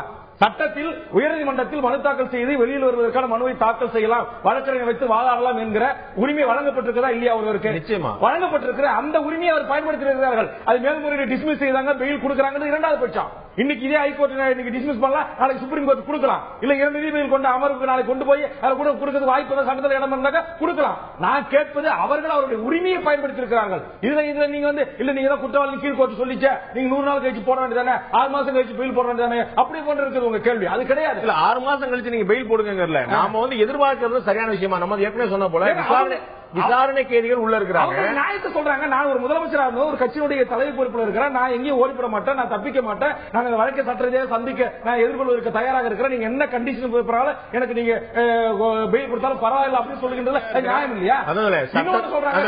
இன்னொன்னு சொல்றாங்க, சட்டத்துல எந்த இடத்துல டேட்டா ஆஃப் நடக்கிறதோ, சம்பவம் நடக்கிறதோ அந்த இடத்தில் அந்த மாநிலத்துக்கு உட்பட்ட வழக்கு விசாரிச்சு தண்டனை வழங்குறாங்க. ஆனா இதுல சுப்ரீம் கோர்ட் வழிகாட்டுதல் இருக்கு, உத்தரவு இருக்கு, பெங்களூர்ல வாங்கணும். ஆனா சிறையில் அந்த இதுவரைக்கும் இந்தியாவில் நீங்க பாத்தீங்கன்னா பல வழக்குகள் ஏதோ 1-2 எனக்கு அவ்வளவு சட்டத்துல முழுக்கும் நான் நாணபற்றம் கிடையாது. ஆனா இன்றைக்கு எந்த இடத்துல இந்த தவறு நடந்ததோ அந்த இடத்துல வழக்கு விசாரிக்கப்பட்டு அந்த மாநில சிறையில் வைக்கப்பட்டது வரலாறு இருக்கிறது பெரும்பான்மை வழக்குகளில். ஆனா இன்றைக்கு கர்நாடகத்தில் வச்சிருக்காங்க. அப்ப இதெல்லாம் ஒரு பாமர மக்களுக்கான ஒரு ஐயம் ஏற்படுகிறது. அதே மாதிரி அவங்களோட ரைட்ஸ் அவங்க கேட்பது என்ன தவறு? கர்நாடக அரசோட சரியா இருக்கும் அப்படின்னா இல்ல நான் கேட்கறது அவங்களுடைய உரிமைங்க. பெயில் கேட்பது இன்னைக்கு நான் கேட்கறேன், வழக்கறிஞர் மறுக்க சொல்லுங்க. இன்னைக்கு யாரும் மறுக்க முடியாது. உரிமை யாரும் மறுக்க முடியாது. அந்த தண்டனையை எதிர்த்து மறுநாளே ஹைகோர்ட் அப்ளை பண்ணி வழக்கறிஞர் என்பது உரிமை கன்சிடர் பண்ணப்பட்டிருக்கிறதா இல்லையா? உயர்நீதிமன்றங்களால் உச்ச நீதிமன்றங்களால் அப்படி மேல்முறையீடு செய்கின்ற போது அதை கன்சிடர் பண்ணப்பட்டிருக்கிறதா இல்லையா? பெயில் வழங்கப்பட்டிருக்கிறதா இல்லையா என்பதுதான் கேள்வி. வழங்கப்பட்டிருக்கிறது என்பதுதான் நிதர்சனமான உண்மை. அவருடைய கேள்வியை நான் சரியா வடிவமைக்க விரும்புறேன். இதுல பாத்தீங்கன்னா ஒரு விஷயம், பெயில் ஏற்கனவே பலருக்கு பல வழக்குகள் இது போன்ற விஷயங்கள் கொடுக்கப்பட்டிருக்கு. நான் பேசின வழக்கில் பல பேர் சொன்னாங்க 7 வருடங்களுக்கு கீழே இருக்கக்கூடிய குற்றங்கள்ல சாதாரண நோட்டீஸ் கூட சர்வ் பண்ண மாட்டாங்க. நான் பல இடங்களில் தீர்ப்பு வாங்கியிருக்கேன்னு பல மூத்த வழக்கறிஞர்கள் சொல்லியிருக்காங்க. கேட்போம் நாங்க உடனே கொடுத்துருவாங்க. ஏன்னா 4 வருஷம் 5 வருஷம் 6 வருஷம் இருக்கும்போது கொடுத்துருவாங்க. அப்ப ஜெயலலிதா அப்படிங்கிற ஒரு பிரமுகர் தமிழகத்துடைய முதலமைச்சரா இருந்தாங்க, சர்வ செல்வாக்கு படைச்சலா இருந்தாங்க. அப்படிங்கும்போது அவங்க வழக்கில் நம்ம தீர்ப்பு சொல்லும் போது ஒரு நம்ம பக்கத்துல ஒரு நியாயம் இருக்கிற மாதிரி காட்டிக்கணும் குறைஞ்சபட்சம் அப்படிங்கறதுக்காக ஒரு எக்ஸ்ட்ரா கேர் எடுத்து ஒரு எக்ஸ்ட்ரா கவனம் செலுத்தி இது மாதிரி நம்ம ஜாமீன் கொடுக்க மாட்டேன்னு சொல்றாங்க. அப்பதான் நம்மள எல்லாரும் சந்தேகத்துக்கு அப்பாற்பட்டு பார்ப்பாங்க. அப்படிங்கிறனால பல வழக்குல திரு வேல்முருகன் சொன்ன போல பல வழக்குல ஒரே நாள்ல ஒரே அப்பீல்ல ஜாமீன் கொடுக்கப்படும் போது முதலமைச்சராக இருந்த ஜெயலலிதா கொடுக்கப்படாமல் இருப்பதற்கான காரணம் என்ன சொல்லுங்க? முதல்ல ஒரு அடிப்படை தத்துவத்தை சொல்லிட்டு இதுக்கான விளக்கம் சொல்றேன். அடிப்படை தத்துவத்தில் ட்ரையல் பெண்டிங் ட்ரையல்ல பிரிசம்ப்ஷன் ஆஃப் இன்னோசன்ஸ் இருக்கு. அதாவது ஒரு வழக்கு விசாரணை செய்து ஒரு நீதிமன்றத்தினால் தண்டிக்கப்படும் ஃபேர் ட்ரையல் நடத்தி தண்டிக்கப்படும் வரை the accused is deemed to be innocent. That is, theory of innocence is that குற்றம் வந்து இறுதியாக உறுதி செய்யப்படும் வரை வந்து குற்றம் சாட்டப்பட்டவர் வந்து ஒரு அப்பாவியாகத்தான் கருத வேண்டும். ஆனால் தண்டிக்கப்பட்டவர் மேல்முறையீடு செய்திருக்கும் பொழுது இந்த theory of innocence he is deemed to be innocentங்கிற ஒரு கருத்து இல்லவே இல்லை. அதனால இந்த ஒரு அடிப்படை வாதத்தை முதல்ல வச்சுக்குவோம். இரண்டாவது அடிப்படை வாதம் என்ன, எல்லா குற்றங்களுமே ஒரே போல பார்க்கப்படுவதில்லை. சில குற்றங்கள், இப்ப நான் ஒருத்தர் அடிச்சேன், கிரீவியஸ் கட் ஆயிடுச்சு, இல்ல ஒரு அசால்ட் ஆயிடுச்சுன்னா அது எனக்கும் அந்த அடிபட்டவனுக்கும் இடையே உள்ள விஷயம். அதற்கான எனக்கு ஒரு தண்டனையை சமூகம் வழங்குகிறது. ஏன்னா அவன் வழங்கக்கூடாதுங்கிறதுனால. ஒரு குற்றம் ஒரு தனிநபருக்கு எகென்ஸ்டா, எனக்கு எகென்ஸ்டா பண்ணல, சமூகத்துக்கு எதிராக. லஞ்ச ஊழல்ங்கிறது என்னன்னா, it is an offense against the society at large by a person who is given a power to rule. அப்படியா இருந்தா அதை பார்க்க வேண்டிய விஷயம் வேற மாதிரி. சில ஊர்ல எல்லாம் பாத்தீங்கன்னா, ரஷ்யாவிலயோ இல்ல சைனாவிலயோ லஞ்ச ஊழல் குற்றத்துக்கு மரண தண்டனையே வச்சிருக்காங்க. ஒவ்வொரு ஊர்லயும் அவங்க அதை எப்படி ரஷ்யாலையும் வச்சிருந்தாங்க, இப்ப கலைக்கப்பட்ட ரஷ்யால மாறிடலாம் அந்தந்த ஊருக்கு ஏற்ற மாதிரி. அப்போ ஒரு லஞ்ச ஊழல் சட்டத்தை அந்த சமூகமும் அரசும் எப்படி பார்க்கிறது அப்படிங்கறத பொறுத்துதான் அந்த சட்டத்தினுடைய தண்டனையை பொறுத்து இருக்கு. இதுல வந்து முதலமைச்சர் செஞ்சுட்டாங்கிறதுக்காக ஒரு காழ்ப்புணர்ச்சியோ இல்ல அவர்கள் மேல் அனுதாபமோ இது ரெண்டுமே இருக்க வேண்டிய அவசியம் இல்லைன்னா இதை பார்க்கிற மக்களுக்கு நான் சொல்லிக் கொள்வேன். இந்த வழக்கை நீங்க வந்து ஒரு சர்வாதிகாரி ஒரு அரசியல் காரணங்களுக்காக வேற ஒரு குற்றங்களை சாட்டி உள்ள போடல. இந்த வழக்கு பிரிவென்ஷன் ஆஃப் கரப்ஷன் ஆக்ட் ஒரு சட்டம் ஆல்ரெடி 47 இருக்கு, 88 திருத்தப்பட்ட சட்டம் இருக்குது. அந்த சட்டத்துக்குள்ள ஓவர் டாக்ஸ் சொல்லக்கூடிய income disproportionate to the assets disproportionate to the income during the period of rule அப்படி அது இருக்கிறதுனாலதான் அந்த மாதிரியான ஒரு அந்த அடிப்படையில ஒரு ப்ரூஃப வச்சு அவங்க அந்த கேஸ் நடத்துறாங்க. அந்த கேஸ் ப்ரூவ்ட் அப்படின்னு சொன்னாங்கன்னா நாம இதை எப்படி பார்க்கணும்னா, நமக்கு நம்ம முதல்வர் மேல் இருக்கின்ற அபிமானமோ இல்ல காழ்ப்புணர்ச்சியோ இதை கொண்டு வரவே கூடாது. இது யார் செய்தாலும், இன்று இவர்கள் முதல்வராக இருக்கலாம், நாளை வேறொரு முதல்வராக இருக்கலாம், செய்தாலும் ஒருவர் பதவியில் இருப்பவர் அந்த பதவி உபயோகித்து லஞ்சம் செய்தால் அது முதலில் களையப்பட வேண்டும். அப்படி களையப்பட வேண்டும் என்கின்ற ஒரு உணர்வு, ஒரு கசப்பான ஒரு விஷயம் வந்த பிறகு அண்ணா ஹசாரே வந்து ஒரு தீர்மானம் போடுறாரு. மக்கள் அது விரும்புறாங்க. அப்புறம் அண்ணா ஹசாரே போட்ட உடனே ஆம் ஆத்மி அதே கருத்தை வச்சு டெல்லி நாடாளுமன்றத்தில் வர்றாங்க. மக்களும் அதை விரும்புகிறார்கள். பிஜேபி காங்கிரஸ் இவங்க ரெண்டு பேருமே சேர்ந்து லோகாயுக்துக்காக ஒரு சட்டம் போடணும் அவசியம் நினைக்கிறாங்க.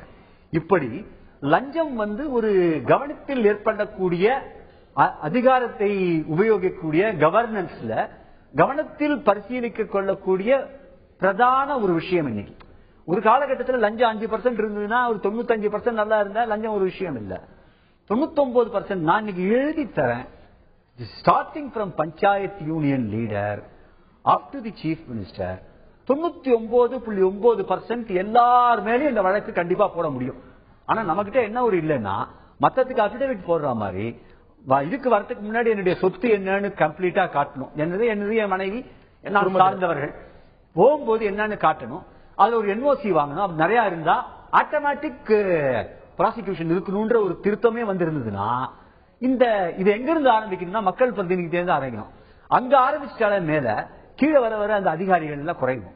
இப்ப என்ன ஆயிடுச்சு, இந்த லஞ்சம் என்பது ஒரு ஜனநாயகமாக எல்லாருமே வாங்கிட்டு என்னங்க தப்பு, அவர் வாங்குறாரு, இவங்க கோடி வாங்குறாங்க, அவங்க 10 கோடி வாங்குறாங்க, ஏங்க 5 கோடியை பிடிக்கிறீங்க 10 கோடியை விடுறீங்கன்ற ஒரு அசட்டுத்தனமான பெரிய பெரிய எண்ணிக்கையெல்லாம் நம்ம கேள்விப்பட்ட பிறகு நம்ம 66 கோடிங்கிறது ஒரு அந்த மாதிரியான ஒரு மலட்டுத்தன்மை நமக்கு வந்திருக்கு நம்மளுடைய சிந்தனைகள்ல. என்னுடைய வேண்டுகோள் என்னன்னா, மக்கள்கிட்ட நீங்கள் இந்த சமூகம் நன்றாக இருக்க வேண்டும் என்று விரும்பினால் நீங்கள் தனிப்பட்ட முறையில் யார் மீதும் அன்போ அபிமானமோ இல்ல காழ்ப்புணர்ச்சியோ வைத்துக் கொண்டு ஒரு விஷயத்தை பார்க்காதீர்கள். சமூகம் நன்றாக இருக்க வேண்டுமானால் அறம் பேணுகின்ற சட்டம் நன்றாக அமலாக்கப்படுகின்ற ஒரு அரசாங்கம் வேணும். அதற்கு இந்த குங்காவை போல எந்த ஒரு நிபந்தனைக்கும் உட்படாமல் அறம் பேன்று ஒரு வழக்கை தான் முடிவு செய்திருக்கிறார். அது சட்டப்படி சரியா தவறா என்பது வேற ஒரு விஷயம். ஒருவேளை நம்ம ஒரு விவாதிப்போம், ஒருவேளை நாளை உயர்நீதிமன்றத்திலோ உச்சநீதிமன்றத்திலோ முதலமைச்சராக இருந்த ஜெயலலிதா விடுதலை செய்யப்பட்டால் ஜான் மைக்கேல் டி குன்ஹா அவர்கள் வழங்கிய தீர்ப்பு அறம் சார்ந்த தீர்ப்பு அல்ல என்று ஆகிவிடுமா? ஜெயலலிதாவுடைய ஜாமீன் மறுப்புக்கான காரணம் என்ன என்ற தரப்பில் இன்று ஆயுதத்து நிகழ்ச்சி விவாதித்துக் கொண்டிருக்கோம். நான் திரு துரைப்பாண்டியன் கேட்க விரும்புகிறேன். நம்ம ஏற்கனவே பேசுனது போல சட்டம் அனைவருக்கும் சமம் அப்படின்னு சொல்லிட்டு இருக்கோம். நெற்றிக்கண் திறப்பினும் குற்றம் குற்றமே என்று சொன்ன தேசம் இது. இங்கு நாம் இன்னொருத்தருக்கான ஒரு சலுகை நம்ம எப்படி எதிர்பார்க்க முடியும்? மன்னனாக இருந்தாலும் சாதாரண மனிதனாக இருந்தாலும் எல்லோருக்கும் ஒரே சட்டம் தான் அப்படிங்கறத கண்கூடாக நாம் பல வழக்குகளை பார்த்துட்டு இருக்கிறோம். அப்படிங்கும் போது இது ஒரு எக்ஸப்ஷனல் கேஸா பார்க்கணும். முதலமைச்சராக இருந்தவர் அப்படிங்கறத எப்படி நம்ம சலுகையா கருத முடியும் நீங்க நினைக்கிறீங்க? சுருக்கமா உங்களுடைய பதில் துரைப்பாண்டியன். உங்கள்கிட்ட சரி 2 நிமிஷம் அவகாசம் எனக்கு வேணும். உங்ககிட்ட நான் கொஞ்சம் டீட்டெயிலா சொல்றதுக்கு.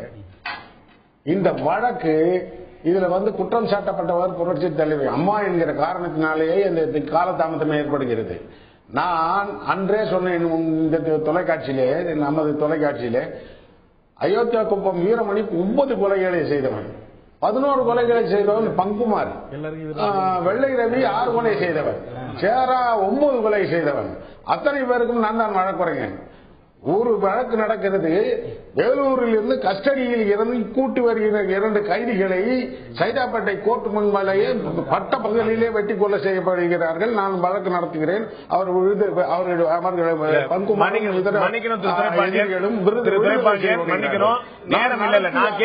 கொலை வழக்குகளிலும் இவர்கள் விடுதலை செய்யப்பட்ட ஒரு காரணத்தினால் ஒரே ஒரு நிமிடம் அதனால்தான் தங்களை நான் கேட்டேன், மன்னிக்க வேண்டும். ஒரு நிமிடம். நீங்க பட்டியலிடுறவருடைய பேர் நீங்க யாருக்கு ஆஜராறீங்களோ அவங்களுக்கு இன்னமும் கெட்ட பேர் தான் ஏற்படுத்த போது. யாரு என்னங்க யாருங்க? திரு துரைப்பாண்டியன் வர நான் திரும்ப வர முயற்சி பண்றேன்.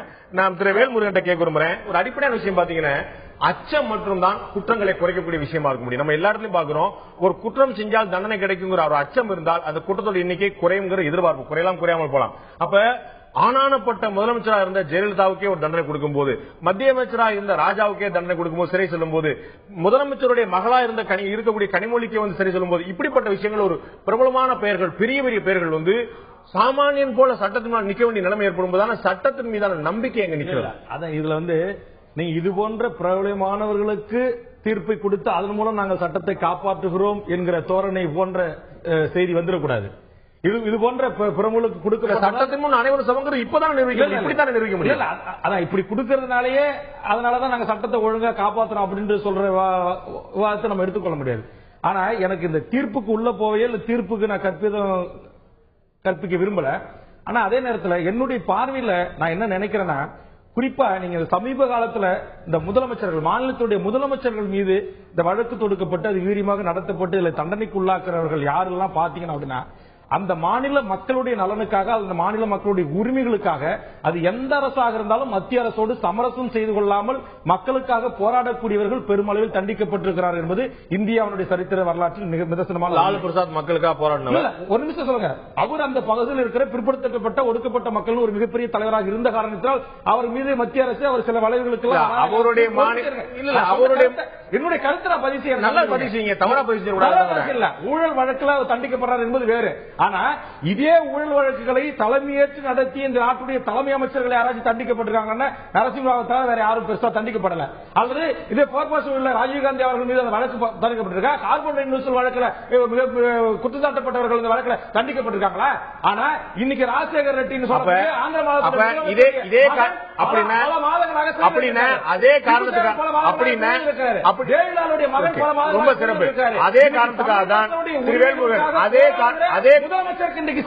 காரணத்துக்காக தான் திரு ராஜா சிறை வைக்கப்பட்டார் இல்லையா? ஒடுக்கப்பட்ட மக்களுக்காக ராஜா போராடி கொண்டிருந்ததுனால, கனிமொழி போராடி கொண்டிருந்ததுனால அதே காரணங்களாக சிறை வைக்கப்பட்டிருக்காரு. சொல்ற வரங்க, நான் அதுதான் சொல்ல வரேன். நான் சொல்ல வரேன் இருங்க. நீங்க அதாவது இந்த நாட்டுல இன்னைக்கு மத்திய அரசு என்பது எந்த மனோபாவத்துடன் நடந்து கொள்வது என்பதை நாம் மிக தெளிவாக இன்றைக்கு சூழல புரிஞ்சுக்கொள்ளணும். இந்த வழக்கு மத்திய அரசு தொடர்ந்த வழக்கு அல்ல. இது மத்திய அரசு நினைச்சா சிபிஐ பயன்படுத்தி வழக்கு போட்டு உள்ள தள்ள வேண்டிய தலைவர். நம்ம ஊர் ஊழல் தடுப்பு துறை போட்ட வழக்கு. இது நம்ம ஊர் ஊழல் தடுப்பு துறை போட்ட வழக்கு எல்லாருக்கும் தெரிஞ்சதாங்க. நீங்க புதுசா சொல்ல வேண்டிய அவசியம் இல்ல. நான் கேட்பது, இன்னைக்கு மத்திய அரசு என்பது அந்த மனநிலையில் இருக்கிறது. இன்னைக்கு தமிழ்நாட்டில் நடக்கிற அரசியல் நிகழ்வுகள், அரசியல் மாற்றங்கள், அணி மாறல்கள் இவற்றையெல்லாம் ஒப்பிட்டு பார்க்கின்ற போது நிச்சயமாக நான் ஏற்கனவே குறிப்பிட்டது போல் மத்தியில் ஆதிக்கம் செலுத்தக்கூடியவர்கள், மத்தியில் ஆட்சிக்கு மிக பெரும்பான்மையோடு இருக்கக்கூடியவர்கள் சில சமயங்களில் இதை கையாண்டு இருக்கிறார்கள் என்று நான் சொல்லுகிறேன். இந்த வழக்கில் அவர்கள் கையாண்டார்களா இல்லையா என்பதுதான் நான் தீர்ப்புக்குள்ள போக விரும்பலாம் அப்படின்றேன். ஆனால் இந்தியாவுடைய வரலாற்றை நீங்கள் கடந்து வர பார்க்கின்ற போது இன்றைக்கு நம்முடைய முதலமைச்சர் மத்திய அரசினுடைய எந்தவித பிரச்சனைகளுக்கு இந்த உள் வாங்கல. பல பிரச்சனைகளை தனியாக நின்று போராடி இருக்கிறார். அது இந்தி திணிப்பாக இருக்கலாம், அல்லது இன்னைக்கு சமஸ்கிருத பிரச்சனையாக இருக்கலாம், ஈழ பிரச்சனையாக இருக்கலாம். இந்த வழக்கு வந்து சிபிஐ தொடரப்பட்டதா கூட நீங்க வாதனை ஏற்றுக்கொள்ள இல்லன்னு சொல்றனால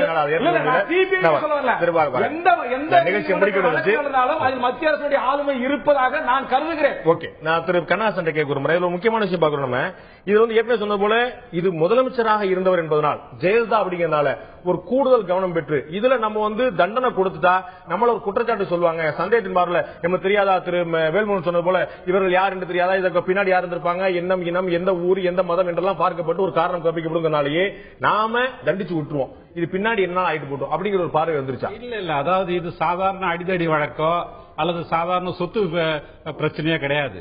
இது ஆவணங்களின் அடிப்படையில் புனையப்பட்ட ஒரு வழக்கு.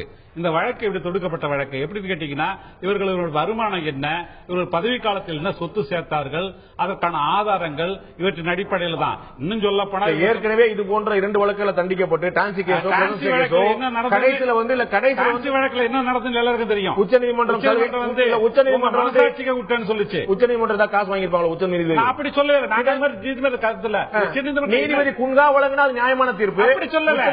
பாருங்க, தீர்ப்பை பத்தி நான் விமர்சிக்கப்பட உச்சநீதிமன்றம் என்ன சொல்லுச்சு இந்த வழக்குல? சாதாரண மக்கள் சொல்லுமா இந்த வார்த்தைய?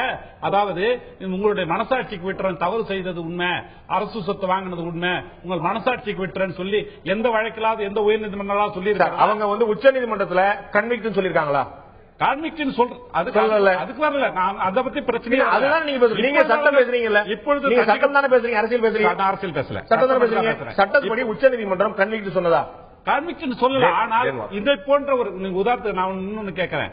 பவானி சிங்கை எனக்கு இந்த வழக்கில் வேண்டும் அரசு வழக்காக கேட்டாங்க. வேற எந்த குற்றவாளியாவது மாதிரி போய் கேட்டு தனக்கு கேட்ட ஒரு அரசு வழக்கை நியமிக்க முடியுமா? முடியாது. அதனால இதெல்லாம் நடந்துச்சு. கேட்க முடியும், ஏற்றுக்கொள்ளதா இல்லையா? இதுவரை எந்த பாமர மக்கள் இவங்க பாமரனை பத்தி பேசுறாங்க, எந்த பாமரனாவது எனக்கு இந்த அரசு வழக்கு வச்சு திமுக தலைவரால இந்த வழக்கு உடனே விசாரிக்கணும்னு சொல்லி மேல மேல பெட்டிஷன் போட முடிஞ்சது. அவருடைய கட்சியினர் மேலேயே வழக்கு இருந்துச்சு. அவங்க மேல மேல உடனே விசாரிக்க சொல்லி வழக்குகளை செஞ்சு பாருங்க. ஓடி ஒளியில எந்த வழக்குகளையும் சந்திக்க மறுக்கல. நான் வந்து உங்கள்ட்ட சொல்ல வரும்போது அரசியல் பக்கம் கொண்டு போக வேண்டாம். நான் அதை விரும்பல, அதனாலதான் சொல்றேன். திரு விஜய் சுருக்கமா இறுதியாக கேட்கும் 2 விஷயம் எனக்கு ரொம்ப சுருக்கமா தெரிஞ்சுக்க வேண்டியிருக்கு. ஒன்னு, கேஸோடைய உடல்நிலை மட்டும் காரணம் காட்டி இன்னைக்கு பெயில் கொடுங்க இல்லாட்டி முதலமைச்சர் சொல்லிட்டு மட்டும் விட்டு போகாம கேஸோட மெரிட்டுக்குள்ள போனது ராம் ஜெத்மலானி செஞ்ச தப்பு நீங்க நினைக்கிறீங்களா? இன்னைக்கு காலில் தான் கேஸ் வந்து நீதிபதி சந்திரசேகர் முன்னாடி வந்திருக்கும். ஏன்னா இத்தனை நாள் விடுமுறை நாள் இருந்துச்சு. விடுமுறை நாள் முடிஞ்சு நேற்று நீதிமன்றம் கூடியிருக்கு. காலில் வந்திருக்கு 73 வழக்கா செஞ்சிருக்காரு, 73 வழக்கா எடுத்திருக்காரு. ஒரே நாள்ல கேஸுடைய மெரிட்டுக்குள்ள அவர் போய் இந்த 2 வாதங்களையும் பார்த்து எப்படி அவர் நீதிபதி குன்கா வழங்கிய தீர்ப்பில் நியாயம் இருக்கிறது முகாந்திரம் இருக்கிற முடிவை ஒரே நாள் நடக்கக்கூடிய 2 மணி நேர விவாதத்தை எப்படி முடிவு பண்ணிருக்க முடியும்? நீங்க கேட்ட கேள்வி என்ன அப்படின்னாக்கா, ராம் ஜெத்மலானி கேஸுடைய மெரிட்ஸ்ல பேச ஆரம்பிச்சது சரியான. இந்த வழக்கை பொறுத்தவரை 439வது பிரிவில் போடுற பெயிலா இருந்தாதான் பெயில்ங்கிறதே ஒரிஜினல் பெட்டிஷன். இந்த வழக்குல பெயில்ங்கிறது ஒரிஜினல் பெட்டிஷனே அல்ல. வழக்குல அப்பீல் தான் ஒரிஜினல் பெட்டிஷன். அப்பீலுடைய துணை அம்சம் suspension of sentence, stay of the order இன்னொரு துணை அம்சம். ஆக அப்பீல் தான் மெயின், சஸ்பென்ஷன் ஆஃப் சென்டென்ஸ்ங்கிறது செகண்டரி. அப்படி சஸ்பெண்ட் ஆனா what is the effect? Because convict ஆன பிறகு எடுத்தவொடனே சிறைக்கு போயிடுறாங்க. The effect of suspension of sentence அது வந்து அவங்களை வந்து சிறையை விட்டு வெளியே எடுக்கணும். அது தனியா பெயில் பெட்டிஷன் போட்டிருந்தா தனியா பெயில் பெட்டிஷன் போட முடியாது. அப்பீலுடைய ஒரு துணை அம்சம் தான். அப்பீலினுடைய ஒரு துணை அம்சமாக பெயில் இருக்கும் பொழுது அப்பீலினுடைய முகாந்திரம் தான் சொன்னேன். ஃபுல்லா கம்ப்ளீட்டா அப்பீல படிச்சு பார்க்க வேண்டிய அவசியம் இல்லை. பிரைமா ஃபேசி இருக்கிறதுக்கு அவர் ஆர்கியூ பண்ணணும். அதுதான் சரியான முறை. செகண்ட் பார்ட்ல பொறுத்த வரைக்கும் அதனால இந்த ஒரே நாள்ல எப்படி இந்த தீர்ப்புக்கு வந்தா இல்ல, அந்த ஒரே நாள்ல தீர்ப்புக்கு வருதா 2வது நாள் தீர்ப்பு வருதான்னு இல்ல, இடைக்கால உத்தரவு கொடுப்பதற்கு ஒரு முகாந்திரம் இருக்கிறதா? கீழே நீதிமன்றத்தில் கொடுக்கப்பட்ட தீர்ப்பில் கீழ் கொடுக்கப்பட்ட தீர்ப்புல ஒரு utterly not according to law, it is against the conscience அப்படின்னு சில தீர்ப்புகள் சில நேரங்கள் இருக்கலாம்.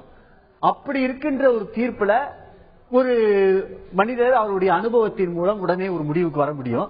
It is on the face of it not correct. மேலிருந்த வாரியாக பார்க்கும்போது இப்படி ஒரு தீர்ப்பு இருக்கவே முடியாது என்று நினைக்கக்கூடிய தீர்ப்புகள் வேறு.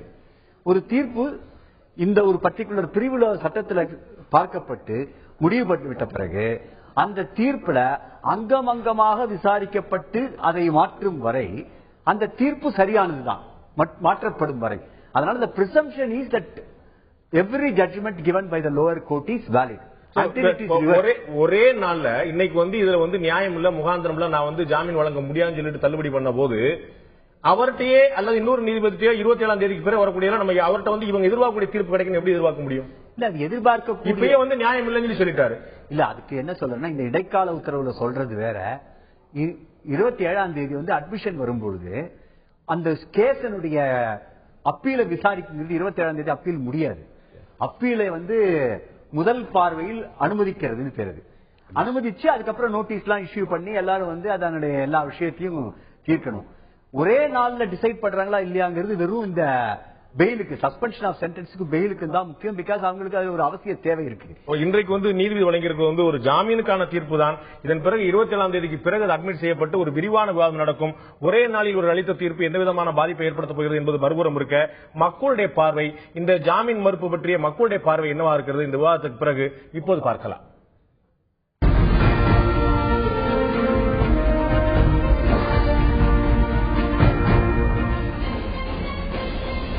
ஜெயலலிதா மீதான ஜாமீன் மறுப்பு மறுபரிசீலனைக்கு உரியது என்று 60% மக்களும், மிகச் சரியானது என்று 29% மக்களும், இது ஒரு சட்ட நடைமுறை, இதில் சொல்வதற்கு எதுவும் இல்லை என்று 11% மக்களும் தெரிவித்திருக்கிறார்கள். இது வழக்கமான சட்ட நடைமுறை என்று 11% மக்களும், மிகச் சரியானது என்று 29% மக்களும், பரிசீலனைக்கு உரியது என்று 60% மக்களும் தெரிவித்திருக்கிறார்கள். இதுவரை நீதிமன்றம் தான் மக்களுடைய நியாயம் கிடைக்கக்கூடிய இடமாக, இறுதி புகலிடமாக நீதிமன்றங்கள் தான் இருந்திருக்கின்றன. தொடர்ந்து அவ்வாறு இருக்கும் என்று நிச்சயமாக எதிர்பார்க்க முடியும். அதே சமயம் தமிழக முதலமைச்சராக இருந்த ஜெயலலிதா இதற்கு முன்னால் தன் மீது புனையப்பட்ட, தன் மீது போடப்பட்ட அத்தனை வழக்கிலும் மீறி வெளியே வந்திருக்கிறார். இந்த வழக்கில் அவருக்கு என்னவாக போறது பொறுத்திருந்து பார்ப்போம். இந்த நிகழ்ச்சியில் கலந்து கொண்டு கருத்துரைத்த விருந்தினர்கள் 4 பேருக்கும் நன்றி. பார்த்த உங்களுக்கும் நன்றி நண்பர்களே. மீண்டும் இன்னொரு நிகழ்ச்சியில் சந்திப்போம். அதுவரை நன்றி, வணக்கம்.